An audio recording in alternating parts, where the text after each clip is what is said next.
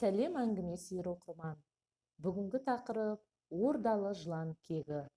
Отау құрғандарына небәрі 5-6 жыл болған Дәурен мен Әйгерімнің ауылға қоныс аударғандарына аз ғана уақыт болатын. Дәурен тұла бойы тұңғышым, артымнан ерген тұяғым деп, ұлының атын Ізбасар қойды.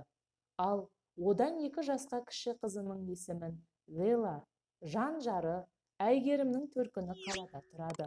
Ал өздері бұл ауылға Дәуреннің шаруасына қолайлы деп көшіп келді.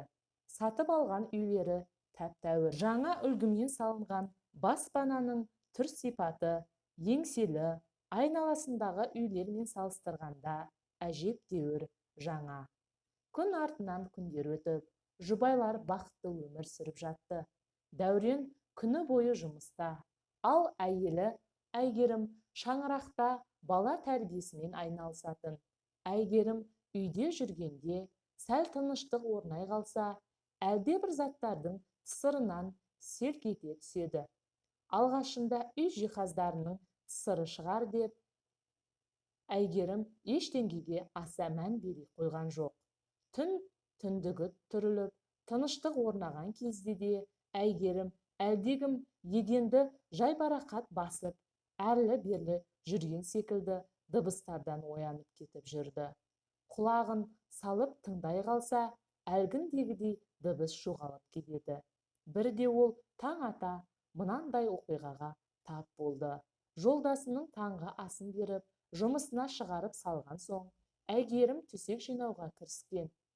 Күйеуінің көрпесін сілкеп жинап жатқанда, бірнеше жыланның бұралып жерге сап ете қалғанын көріп, зәресі зәр түбіне кетеді.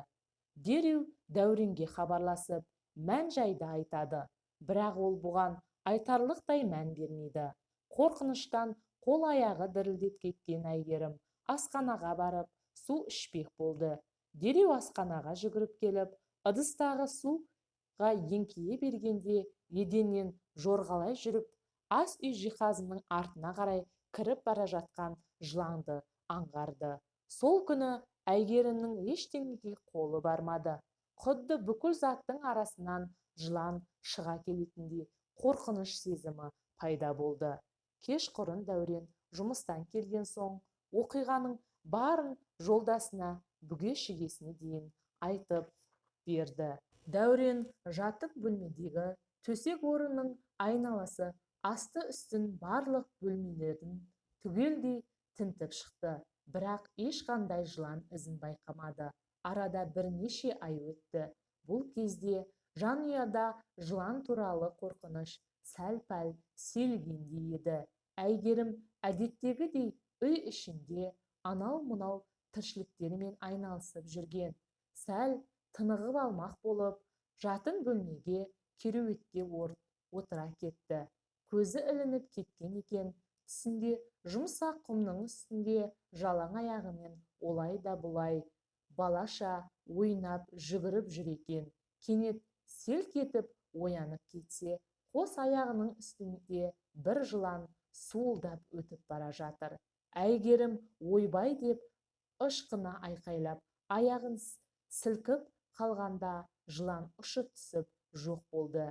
Әйелінің үрейлі түрін көрген Дәурен әйелі мен 2 баласын қалаға төркініне жіберіп, өзі үйдегі жылан атаулын өлтірмек болып үйінде қалады. Ертеңіне жұмысқа бармай, жыландардың жарыққа шығуын күтіп отырады. Кенет теледидар қоятын үстелдің артқы жағынан басы қылтиып шығып, еденмен бойлап жорғалаған жыланды көріп, қолындағы балтасымен 5-ке бөліп тастайды. Осылайша көзіне көрінген жыланның бәрі балталай береді. Бірақ Дәурен мұнша жыланның үйге қалай кіріп, олардың қай жақтан шығып жатқанын ұққан жоқ. Бар ойы жыландарды жою. Жорғалаған жыланның бәрін өлтіріп біттім дегенде, әйелі мен балаларын қайтадан ауылға шақырып алады.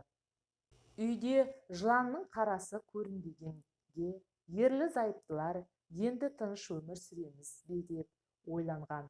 Бірақ бұл ойлары бекер болып шықты. Түн ауа Әйгерім ауа жетпей қиналып оянып кетті. көзін ашса, бір жылан оны қылғындыра мойнына оралып тұр екен. Қимылдай қалса, одан сайын тұншықтыра түсердей еді. Есіктің табалдырығында жолдасы Дәурен аузына ақ көпік атылып, өлім аузында жатты да, артынша қинала шығарған даусы да үзілді.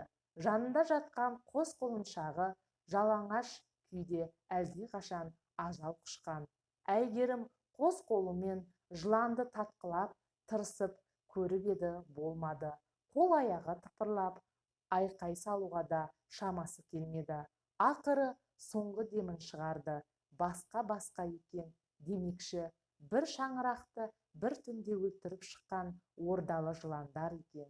Олар өздеріне қастық қылғандарды жер бастырып жүргізбейтін көрінеді. Ел арасында үйге жылан кірсе, басына ақ құйып екпе шығару керек дегенді жиі естиміз. Сонда ол ешкімге зиянын тигізбейді екен. Жалпы жыланды өлтіріп жатқанда алтын басын аман болса, 6 күнде тірілем, жез құйрығым аман болса, 7 күнде тірілем деп айтып жатады екен. Қайсы бір тіршілік иесінің жағымсыз факторға қарсылық көрсететін қасиетке ие екенін білеміз. Бірақ жыланның кегі түбінде жақсылыққа апармайтындығын белгілі болғандай.